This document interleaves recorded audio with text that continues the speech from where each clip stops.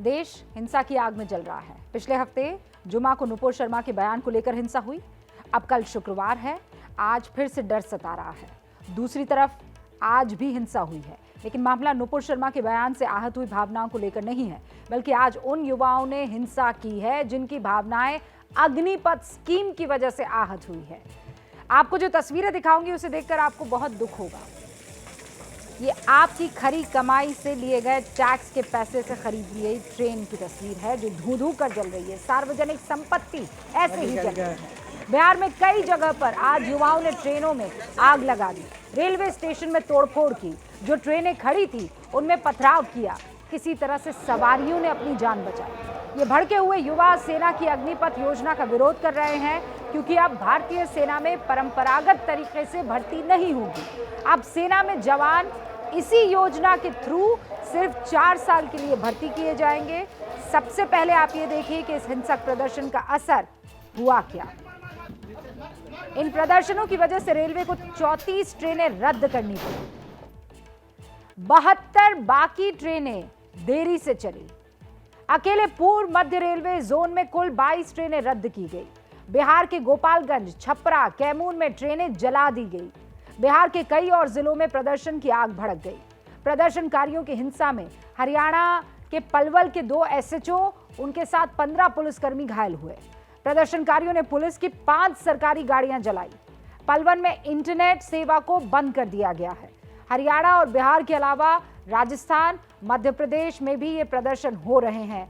और सबसे पहले आप अब इस रिपोर्ट के जरिए समझने की कोशिश कीजिए कि कैसे इस योजना के खिलाफ सेना में भर्ती होने के जो इच्छुक युवा है वो हिंसा के रास्ते पर है।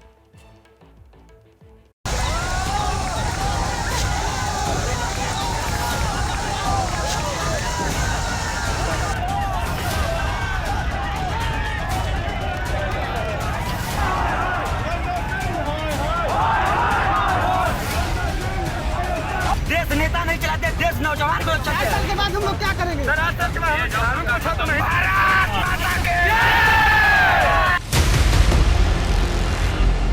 तीनों आर्मी चीफ के साथ जब रक्षा मंत्री देश को अग्निपथ योजना के बारे में बताने आए थे, मित्रों, आप सभी का मेरी तरफ से स्वागत है। तो शायद ही उन्होंने सोचा होगा कि इस योजना के खिलाफ इतना हंगामा होगा।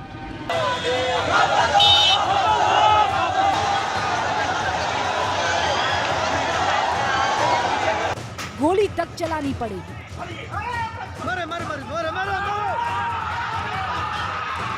और ये सब इसलिए हुआ क्योंकि सेना में जाने वाले युवाओं को भर्ती खत्म करना पसंद नहीं आ रहा।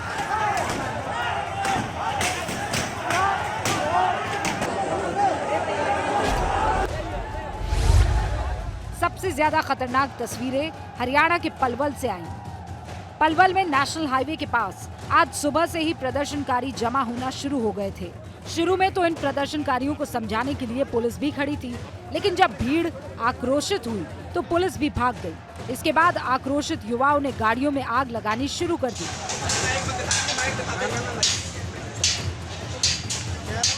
ज्यादातर प्रदर्शनकारियों ने चेहरे पर कपड़ा लपेटा हुआ था। ये सब नहीं। थोड़ी ही देर में ये गाड़ियां धू धू कर जलने लगी।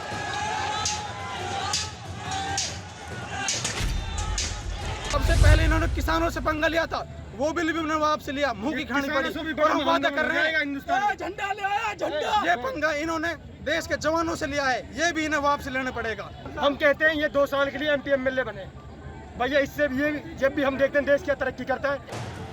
इसके बाद प्रदर्शनकारियों ने पलवल के डीसी के आवास का रुख किया। यहाँ भयंकर पत्थरबाजी हुई। अंदर पुलिस थी, लेकिन प्रदर्शनकारी लगातार पत्थर बरसा रहे थे और पुलिस वाले बचने के लिए भाग रहे थे। थोड़ी देर बाद पुलिस ने फायरिंग करनी शुरू कर दी।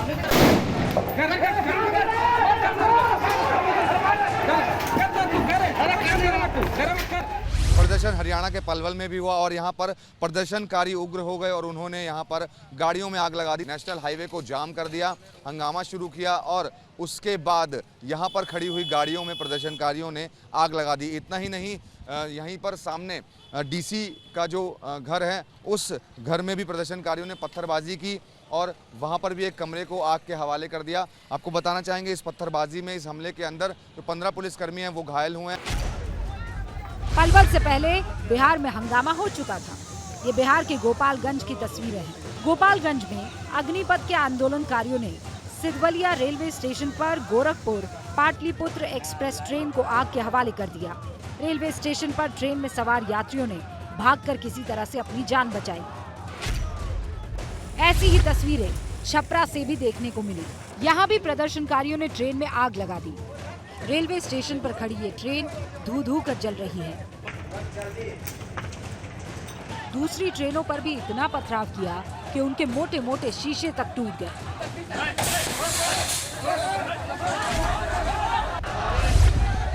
बिहार में खूब हंगामा हुआ है और ये हंगामा सुबह से हो ही रहा है। ये कैमूर की तस्वीरें हैं। यहाँ भी रेलवे स्टेशन को निशाना बनाया गया और प्रदर्शनकारियों ने ट्रेन में आग लगा दी। ये इंटरसिटी एक्सप्रेस है जिसमें तोड़फोड़ के बाद आग लगा दी गई। प्रदर्शनकारी छात्र रेलवे स्टेशन के प्लेटफॉर्म पर आ गए। यहाँ ये ट्रेन खड़ी थी। इसमें देखिए कैसे छात्र तोड़फोड़ करते हुए चल रहे हैं।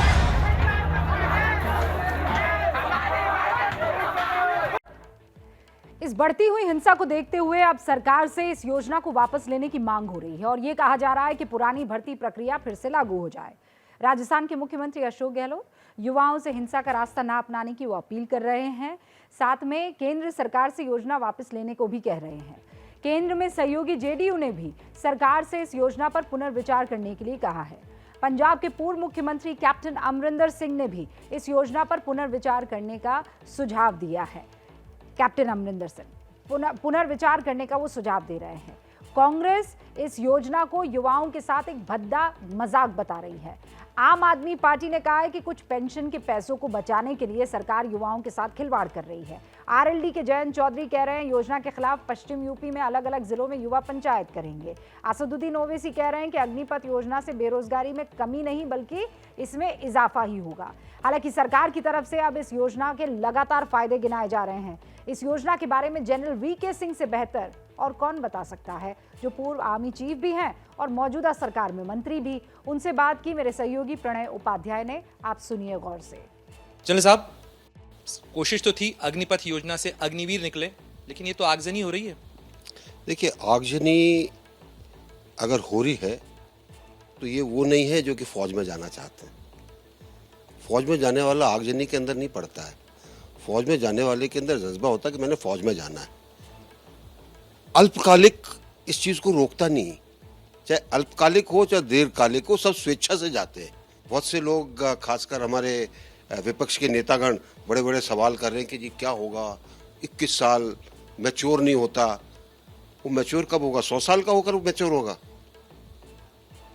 भारत की सेना एक युवा प्रणाली चाहती है। चलो ठीक है, लेकिन कहा यह जा रहा है कि ये जो समझाइश की मीठी गोली आप दे रहे हैं, इसके अंदर दरअसल कड़वी दवाई है, क्योंकि सरकार अपना पेंशन का बिल कम करना चाहती है या सरकार पेंशनेबल जो सर्विस है वो हटा लेना चाहती है, क्योंकि ये दरवाजा जो है वो अल्पकालिक सेवा खोलेगा जिसमें 75% लोग जो हैं वो 4 साल के लिए आएंगे और चले जाएंगे। देखिए, ये समस्या हमारे शॉर्ट सर्विस कमीशन में भी थी, ये समस्या हमारे इमरजेंसी कमीशन ऑफिसर्स में भी थी। उन्होंने तो कोई आगजनी नहीं की। उन्होंने नहीं कहा। क्या किसी ने उनका केस, जैसे अब विपक्ष के अंदर लड़ रहे हैं लोग बाग, क्या उन्होंने कभी उनके बारे में सोचा? तो अल्पकालिक सेवाएं अलग अलग समय पर भारतीय सेना में आती रही हैं। भारतीय सेना उसे कभी कमजोर नहीं हुई। ये चीज जरूरी है समझनी। और अभी स्कीम आई है, शुरू होगी, बीच के अंदर लगेगा कि इसमें कोई कोर्स करेक्शन करना चाहिए, कोर्स करेक्शन भी होगा। लेकिन अभी से हम उसका एक हवा बना लें, जो कि मैं देख रहा हूं कि विपक्ष के नेता उसको बनाने की कोशिश कर रहे हैं, तो वो ठीक नहीं है।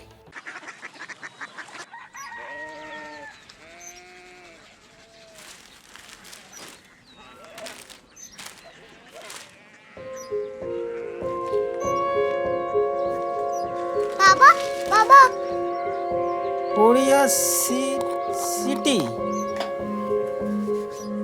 जानी ना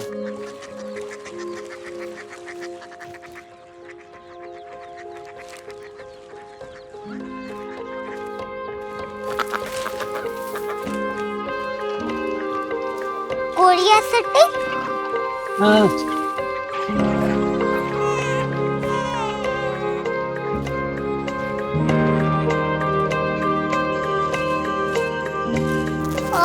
कोरिया सिटी कहाँ पे है? शहर अंग्रेजी लगे हैं।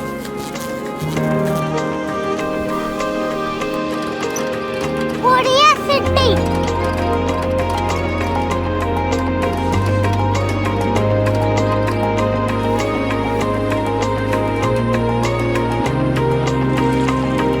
वो बहुत दूर है।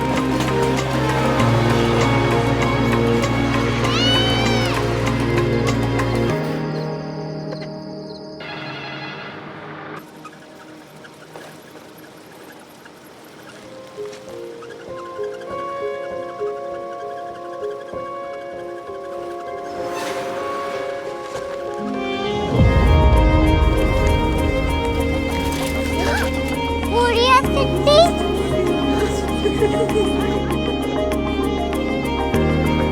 दुनिया कुछ लोग बड़े होते हैं। कोरिया सिटी कहाँ है? प्रोफेसर साहब को पता होगा। हो ये छोटा वाला ग्लोब लगता है और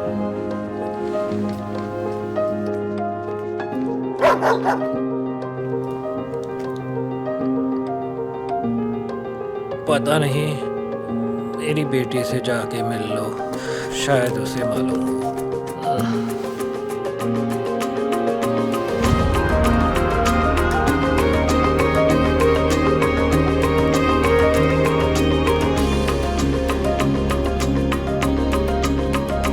हाय,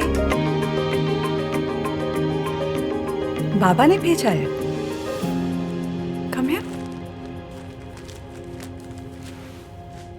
कोरिया सिटी कोरिया सिटी नहीं, क्यूरियोसिटी। वो क्या? That's what brought you here? जो तुम्हें यहाँ तक ले आया। क्यूरियोसिटी